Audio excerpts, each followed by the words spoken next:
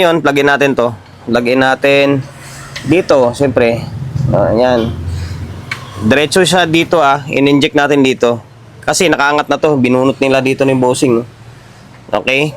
Ayan. Nilagyan natin ng extension. Ngayon, switch on natin. Okay, may shorted nga. Ayan, humilaw. Humilaw. Oh. May shorted dyan pag ganyan. Maki baka. Maki na full symmetry dual differential high current design FR series. Yan, fast recovery series na M-12. Okay. Maki na original 110 120 yung supply nito. Galing Quezon Province. Yung may-ari nito, yun din yung may-ari ng Magus na PO14 na ni-repair natin sa may previous vlog natin. Okay? Yun nga, ang combo namin nito ni Bossing, sira daw yung transformer. Kahit dito may nakasulat Ayan sira daw yung transformer. Yan, transformer shorted. Okay? Nagawa na niya sa iba to or pinatingnan na sa iba syempre. Kaya nga nasabi nila na sira yung transformer niya. Okay, kaya ito, minuksan na natin agad para mas mabilis sana yung video natin. And then, pagbukas ko, ito yung bumungad sa atin. Putol na yung mga linya. O yan, pinutol nila to. Siguro dahil nga nag-check sila ng output. Although, pwede naman sana iangat dito. Hindi naman, pinutol nila. Okay. Tapos, nasa dami Ito, saan to? Okay, marami sila palang pinapuputol. Ngayon, para mas mabilis yung video natin, dahil nga sabi ni Bossing, sira daw yung transformer. Para malaman natin na kung sira talaga yung transformer, siyempre gamit tayo ng bulb. Ayun, yung bulb natin. Once na umilaw yan, na hindi nakakabit itong out niya, ibig sabihin, may shorted nga talaga. Okay? Dahil 110 o 120 ito, kailangan natin ng transformer na step down. Okay, ito, improvise. Improvise to na transformer. 110 ito. 110, 120. Okay. Wala tayong transformer na 110 na original Ninakaw. Nawala dito. Ay, doon sa may kabilang shop ko pa. Ngayon, eto, naka-plug in na to dito. Ayan, naka-plug in to. Ayan, naka-plug in. Okay, ito siya, naka-plug in. Tapos yung out niyan, pupunta sa may bulb natin. Okay, pupunta sa may bulb natin para safe. In case na may shorted, isilaw lang yung bulb, mapoprotektahan natin ito sa pagliyab. Okay, ganyan ako mag-troubleshoot ng mga transformer na kung sakaling may sira. Okay, ngayon, plug-in natin to. Plug-in natin dito, siyempre. Ayan. Diretso siya dito in-inject natin dito. Kasi nakaangat na to, binunot nila dito ng bossing. Okay, ayan. Nilagyan natin ng extension. Ngayon, switch on natin. Okay, may shorted nga. Ayan, humilaw. Humilaw. Oh. May shorted dyan pag ganyan. Kapag wala kang bulb, kapag hindi ka gumamit ng bulb, tapos i-switch on mo yan, saglit lang, init or uusok ito. Okay? Ngayon, inangat ko na nga ito para mas mabilis yung video natin. Babakbakin natin to. Babakbakin natin. And then i-rewind natin. I-rewind natin ng panibago. Pwede sanang i-rewind ng 220 to. Ang problema, maliit yung core niya Maliit yung bilog ng core. Kapag mag-rewind tayo ng 220, ay ba 110 na siya. Dadagdagan mo ng 110 pa ulit. Kakapal yung winding. Ngayon, lalong lilit yung butas dito. Baka hindi na kumasya yung pang secondary natin na winding. Okay, maliit yung core niya, alanganin. Pwede mo tong palitan ng 220. Hanap ka ng panibagong transformer na 220 talaga yung input niya. Tapos yung output niya is kailangan magparehas dito. Ang problema nito, wala naka-indicate kung anong value. Wala siya naka-indicate Primary lang yung nakalagay, yung secondary wala. Iba naman to, i-rewind na lang natin or hanapin natin kung saan banda yung may shorted niya. Okay, babakbakin natin to. Ayan, pwede naman to kahit 110 pa rin. Ang isa sa tinitingnan ko yung issue rito, baka sigurong na-plug in nila sa 220 na matagal, hindi bumigay yung fuse ko ano man or may breaker man dito. tinamaan yung winding. Hindi lang natin alam ang pinaka punot dulo kung bakit nasira ito. Okay? Ito yung mission natin, 40 days video. Ay, babakbakin ko to. Stay tuned na muna kayo. Matigas pa naman to. Ito, natanggal ko na yung mylar plastic. Ito siya. Ano? Ang kapal ng mylar plastic niya, 2 patong. Okay, ito upon checking naman, wala naman tayo nakitang short dito sa may or sunog dito sa may secondary winding dyan. Ang ganda ng pagka-wind ng transformer nyo. Then lalaki ang kakapal ng wire gauge na ginamit. Siguro kung ikukumpara ko to sa core ng 737, mga 737 yung core nito. Pero ang ginamit na winding or gauge ng winding ay makakapal. Parang nasa 16. Number 16. Wala siyang shorted dito. Although, baka dito sa loob, malaman na lang natin mamaya yan. Baka dito sa lugtungan. Pero dito sa may labas niya, wala siyang shorted. Okay. Ngayon, bakbakin natin ulit to. Diretso tayo bakbak. Papunta sa may, kung wala dito, doon ba sa may primary talaga? Okay. Wala rin. Wala rin nagkadikit dito or may makita tayo na nagka-short. Wala eh. Ay ba yung design nito? Dilaw, tapos red. Ito, kakaiba yung design niya.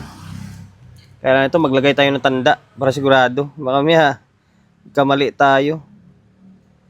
Pula, dito rin siya galing. Okay, bakbakin ko to. Bigay idea. Kapag ganito na hindi nyo kabisado, hindi nyo ganun kakabisado yung winding niya, tapos ditong daming dugtong-dugtong, much better na maglagay kayo ng tagging. Mahirap na. Tulad dito sa akin, no? Naglagay ako ng tagging kasi ako hindi ko na may balik eh. Design nito, buti kung class AB lang na, tapos ito parang naguguluhan ako eh. Ito, yellow, black. Dito yung yellow, tapos black, tapos dito yung yellow. Tapos dito, red. Ang red niya, may dugtong din. Tapos dito, may dugtong. Tapos dito, may maliit siya na nakasingit, oh. Okay? Kaya kailangan maglagay kayo ng tagging bago magbaklas. Mahirap na. Baka mamaya hindi nyo mabuo yan. Ayan. Simpleng idea lang. Kung napansin dito sa pagbabaklas ko. Ito. Focus natin, oh. Ito may tama dito. Baka ito yun. Saan siya nakapwesto? Baka hindi naman sa primary yung problema nito. Mukhang dito lang. Mukhang nagkakaskasan sila. Okay, tingnan natin. Mukhang dito lang talaga, oh. Yung nakabaon siya dito, kanto, sa ilalim siguro, ah. Ito nga. Yan, oh. Ito pala siya. Okay, maagapan pa natin. Ito siya, oh. Di ba? Nung tinisting ko, nawala na yung shorted niya. Ngayon ito, kabit ko yung easy cord ulit, oh. Tingnan nyo. Nawala na yung DC niya. Nawala na yung short niya. Ngayon, kasi ito natin, oh. Oh, nawala na. Wala na yung ilaw, oh. Di ba? Okay, maagapan pa ito. Ang gagawin natin dito ay ibuhusan lang natin ng barnis to. Ito, yung bakat na yon, sana ba? Ito, pwede itong lagyan ng tape, lagyan ng ito masking tape, tapos yung ito, kutkutin natin to. Ilayo natin siya, tapos buhusan natin ng varnish para makuha siya, ano tawag ito, ma-insulate ulit. And then mamaya, kapag naibalik natin to, buti napansin ko. Mahirap na kung hindi napansin, tapos binaklas natin lahat, di ba? Dito pala, wala parang problema dun sa may primary niya. Mas okay. Much better, kumbaga. Okay, i-diretso ko lang muna ito para mas maiwalay natin to. And then, barnisan natin. Okay? Ito na siya, oh. Hanggang dito na lang pala talaga siya. Yung ito na side, tapos dito, nagkadikit sila. Nagkaskasan. Ayan. Ang gagawin natin dito ay, ito isolate natin, oh. Varnish. Mabarnisan natin mamaya to. Tapos yung nandito, nilagyan ko na tanda. Ibabarnis din natin to. Tapos pag pinaikot natin ulit to, pag binalik natin to, saka natin pairan ulit ng varnish para maisulit siya ng maayos. Buti, akala ko nandun sa may primary yung problema. Putol-putol pa naman ang linya dito. Mas okay na to, mas madali lang magdugtong nito kaysa sa magbaklas ng napakaraming baklasin. Okay, varnish natin. Balik ko na yung mga wire niya. Okay, iasinta na lang na maayos to, tapos sabay balutin ng mylar tape ulit. Medyo buhagag kasi yung winding nito dahil makapal masyado.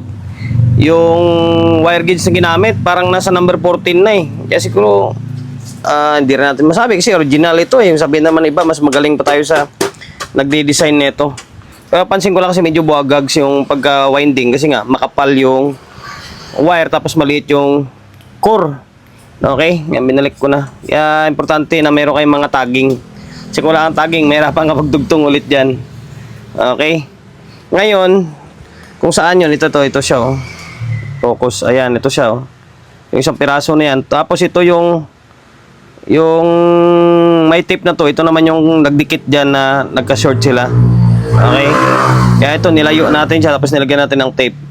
Pero bubuhusan ko pa rin ng varnish ito para sigurado siya. Ngayon, lagyan natin ulit. Baka mamaya may shorted na naman eh. Tika lang ah. Baka mamaya magkadikit. Okay. Ngayon, lagyan natin dito. Wala na. Wala na siya.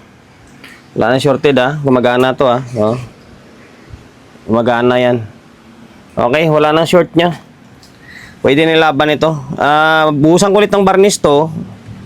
Ito ah, electrical varnish. Tapos sinta natin, sabay balot na ng tape. Okay, sana walang problema yung amplifier niya. Sana dito transformer lang. Tapos na natin to balutin. Okay, ito naging kalabasan nyo. Parang wala lang din nangyari oh. Ngayon, tinutukan ko agad siya ng tester kasi nga isang kamay lang yung gumagalaw dito. Yung isang kamay natin nasa camera. Ito ground ito eh. Tapos yung dilaw na to, mataas yung supply niya parang nasa 65. Tapos yung pula, parang 60. Itong violet naman ito, hindi ko alam kung fuse ito eh. Kasi maliit na wire ang laman nito. Ngayon, naka-bulb yan. Switch on natin. Tingnan nyo yung tester natin oh. Naka-range siya ng 250. 25, 50. 55, 60, 65. 65 yung dilaw na to. Tapos yung pula niyan ay ito yung pula oh. Nasa 60 naman yung pula. Nasa 60. Okay, ito walang voltahe dito eh. Hindi ko alam kung fuse ito ano. Okay na. Naging okay na tong transformer. Aligo naman to sa varnish eh. Pwede na ibalik ito. Try natin kung sana walang problema yung amplifier. Ngayon guys, bali ito na siya oh. Winiring ko na. Hindi ko alam kung tama tong pag-wiring ko kasi pinutol nila. Hindi man lang sila naglagay ng tagging. O yan, bahala na. Ngayon, yan, nakakabit na yun dyan. Tingnan natin kung ano mangyari. Walang shorted ah. So, nag-normal naman siya oh. Kaso parang hindi nag-relay. Bayat ang relay ito. Hanapin natin. Wala nga. Walang na-relay. Nag-normal na siya oh. Cold. Dito, wala tayong makitang switch. Na ilaw dito sa may switch kasi nakarekta pa tayo eh. Nakarekta, i-wiring pa natin na maayos to. Naglagay pala silang extra pan. Walang relay pala disenyo nito. Wala siyang relay oh. Wala akong makitang relay. Okay, gagana na to. Wiring natin na maayos. Natagalan ako dito. Mas madali pa nga gawin to. Dito ako natagalan no, sa pagwa-wiring. Kasi pinagbabaklas nila kabali-baliktad yung mga linya. Ginawa ko, gumawa na lang ako ng sariling diskarte para mapagana itong kasabay yung dalawang fan. Kasi may fan to, kasama sa pag-wiring sana. Kaso nagkaka-short na. Ngayon, ginawa ko, yan oh. Diskarte na lang to. Sariling diskarte ko ah. Okay. Ngayon, okay. Tinisting ko na nga to. Nilagyan ko na ng input oh. Ganito mangyari. Yeah. Halanganin yung valve ko kasi dito. Ayan, naka-on yan, ha. Naka-on. Ngayon, ito na siya. Okay. Yan, ha. Sumasabay yung fan. Walang problema yung amplifier. Tingnan yung ginawa nilang fuse, oh. Oh, ang kapal, oh. Isang buong alambre na to. Yung buong isang ibla ng wire, oh. Delikado to. Kaya pinalitan natin ang fuse. Yan. Parang 15 ampere lang yata nilagay ko dyan, or 12 ampere lang yan. Okay. Wala siyang indicator ng power dito lang sa switch. Tapos, ito, naka-cold siya. Ngayon, lagyan natin ng input. Nilagyan ko ng input kanina to. Working na. Nagkakaroon na ng signal. Ang problema, parang sira yung control. Nanyo, music. Sana. Yan, naglipat ng music. Tingnan nyo, naka-off na yung ano. Oh, hindi nakabaw na maigi yata.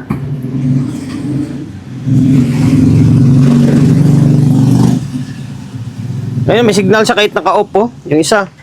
Dalawa yung gumagana dyan, ah. Ano yan?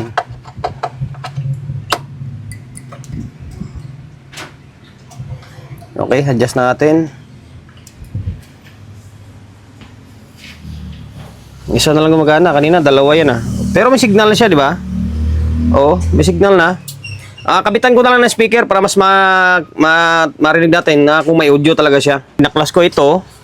May signal siya na lumalabas, pero walang tumutunog na audio. Dito, sa may mga switch, ginalaw-galaw ko yung mga switch niya. Iba yung kanya, oh, double barrel yung switch niya. Oh. Ginalaw-galaw ko, nagiging working siya. Tapos yung sinubukan ko pang erekta siya dito. Talaga, kasi siguro matagal na stock to, or hindi ko lang alam kung bakit nagaganon. Basta may lumalabas na audio dito, signal sa pinakailalim, pero walang audio. Tapos pag pinipihit mo yung volume, wala talaga, as in. Ngayon, ito na maging kalabasan.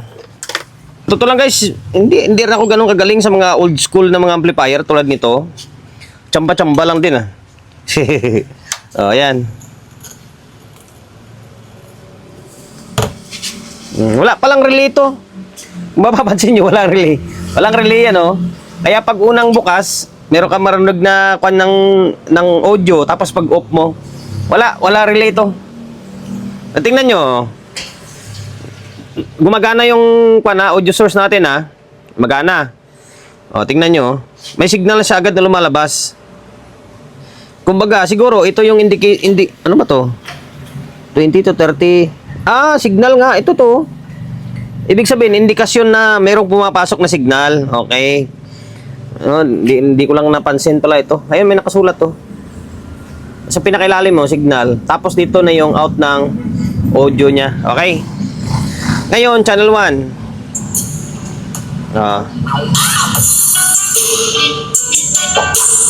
Meron, di ba? Oh.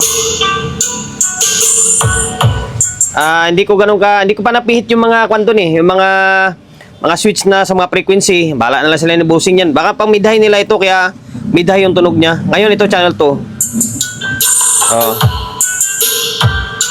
Tabingi, kasi naka-stereo tayo. Kapag naka-stereo ka, ganun talaga yan. Tabingi. Minsan malakas yung kabila, mahina yung kabila. Okay. Gawin natin. Ang gitna natin. Ayan, nakamuno yan. Nakamuno na yan, ha.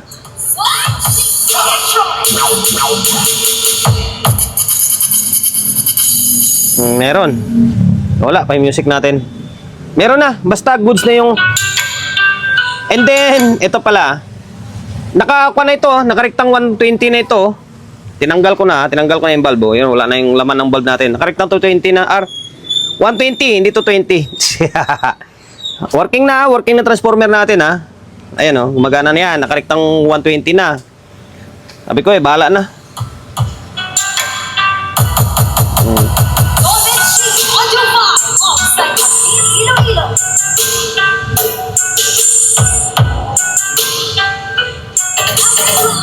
Okay na, working na ito.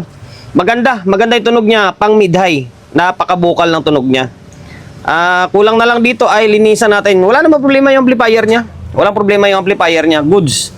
goods na goods yung amplifier niya. Pati itong control, medyo luma lang siya, pero working pa siya. Binuhusan ko lang ng konting langis para yung hagod niya medyo maganda pa. Para ayos na ayos yung hagod. Okay. Okay na, working na. Ano pa ba gagawin ko dito?